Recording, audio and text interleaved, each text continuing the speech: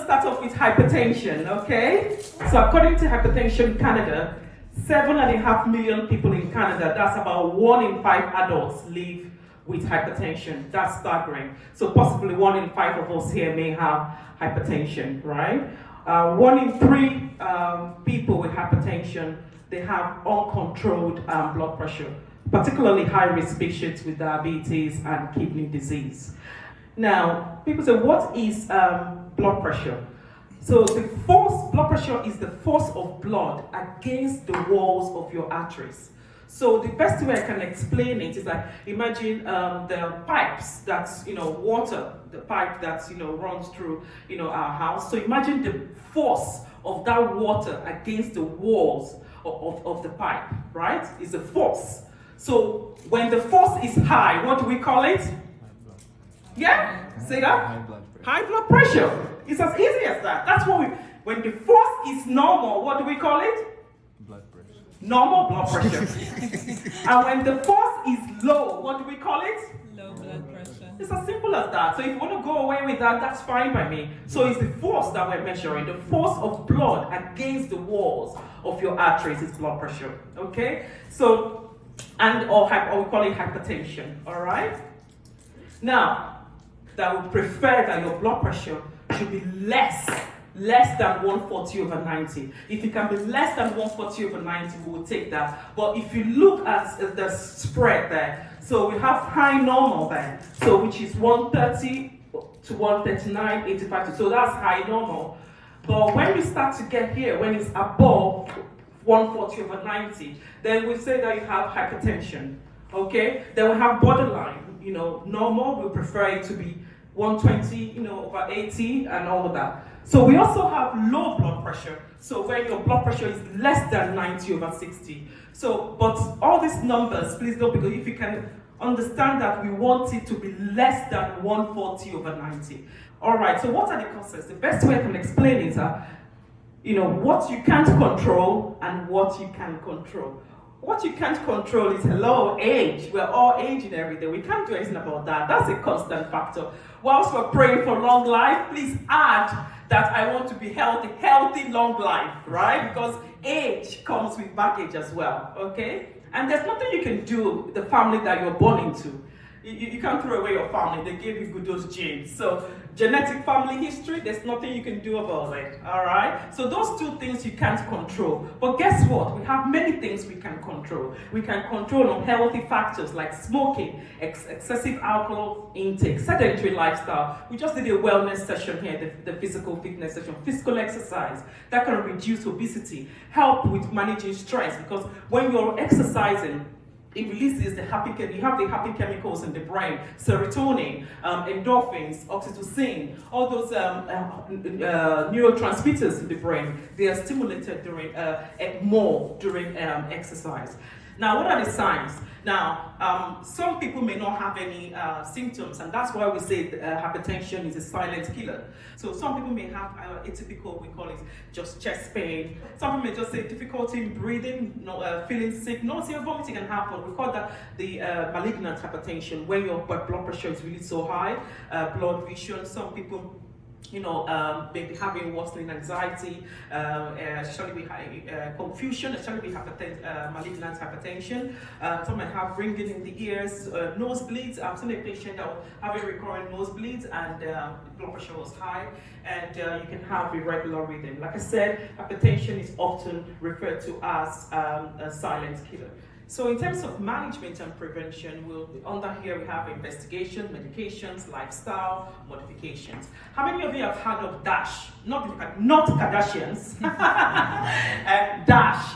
So DASH stands for Dietary Approaches to Stop Hypertension. Now this was a robust research done, evidence-based research, to find out the diet was created to see if it helps to lower blood pressure. And it was proven that over years that just from diet and lifestyle modification, it can lower your blood pressure, especially if you're in the borderline category. See that spread of blood pressure chart I gave you there. So it's what happened that the DASH eating pattern, basically it's more of Mediterranean diet sort of. So you eat more fruits and vegetables, whole grains, fat-free, low-fat dairy, fish, poultry, and you lean more towards your left side.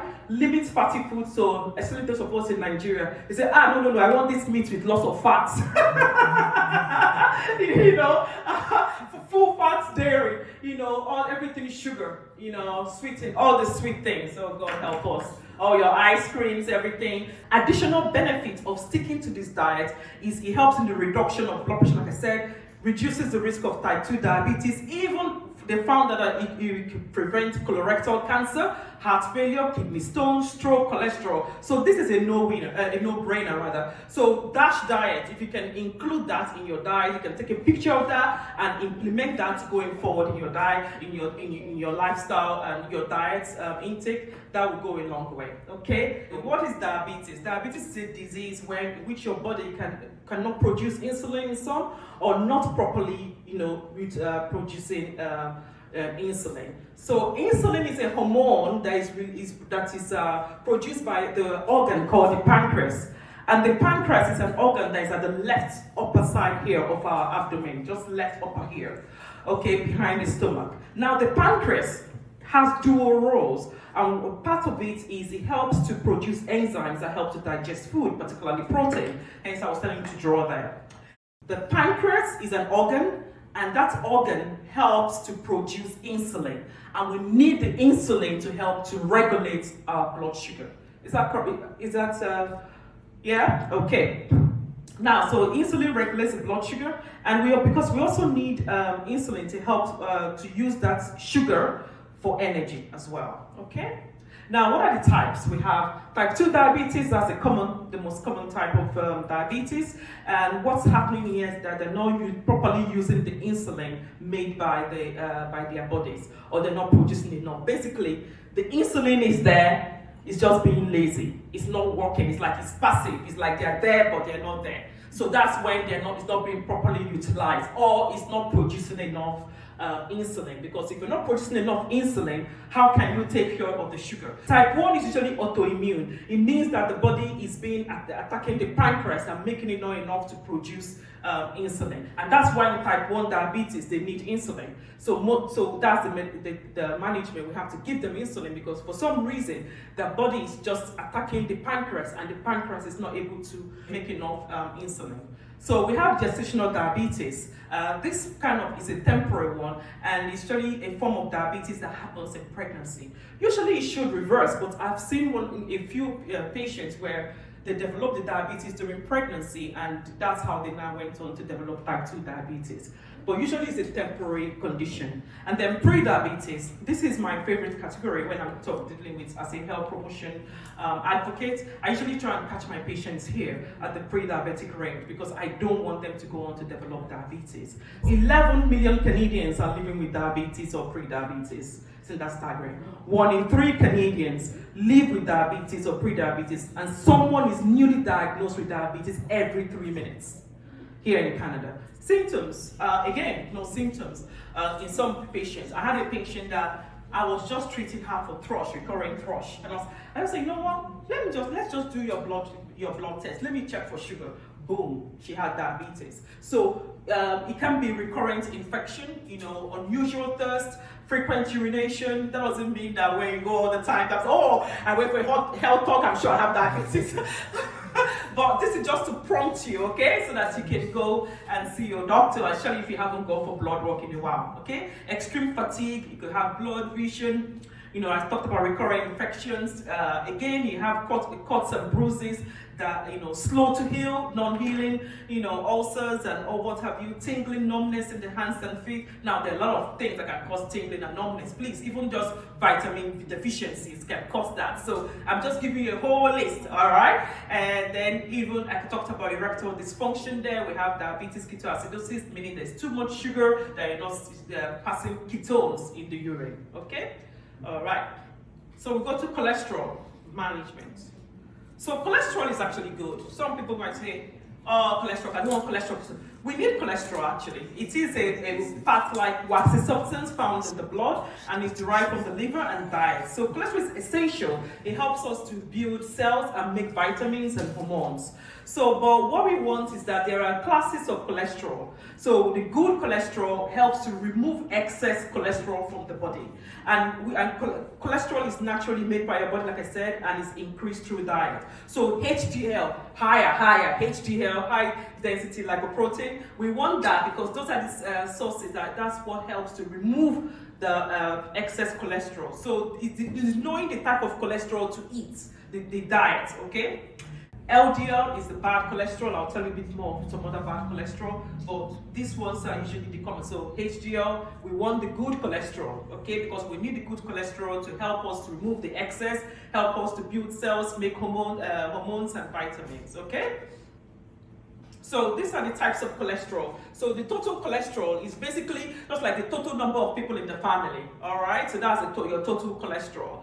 Now, I talked about the LDL. Those are the bad cholesterol. Too much of it is bad, and those are the ones that increases your risk of heart attack and stroke. The high density is the one we want. That's the good cholesterol. Like I said, it helps to remove the excess cholesterol and keep the blood flowing freely, nicely, all right? Those are good sources of like omega-3. I will talk about that in the sources later. Triglycerides is also a form of bad cholesterol. Those are the ones we see in those of us from Nigeria, all the meat pie, pastries, cakes, all of them. Triglycerides, oh gosh, help us. So alcohol, smoking, triglycerides. Then we have the non-HDL cholesterol. It's basically subtracting those ones that, for us family healthcare professionals. So we have, I'm not saying here, we have family history. Like I said, you can't divorce your family from wherever you're from. These genes are passed down, right? So there are people that inherit, they have a gene that affects how cholesterol is regulated and removed from the body. So those people, even they can develop high cholesterol at a very young age. And so if there is any suspicion that you have strong family history of cholesterolemia, hypercholesterolemia in the family, you can see your family doctor for that. You may go for genetic testing and what have you. But it's not, we have cholesterol that happens from age 40 and above. So the non-familiar ones, like I said, men 40 years and older, 50 older women, or if you're menopausal, you have history of previous heart attack, stroke, if you're diabetes, hypertension, kidney disease, if you smoke, if you're not at your healthiest weight, if there's history of inflammatory conditions, race and ethnicity, like I said, that black population, Asian, indigenous people, medications, again, like prednisolone, some steroids can increase your risk. Medical conditions can also increase your risk of cholesterol. And for example, and again, I always say lack of physical activity, poor eating habits can lead to obesity, being overweight, and they are all linked to diabetes and sleep apnea. Okay, you can see those yellow, those are the plaques there, all right, blocking the arteries, okay?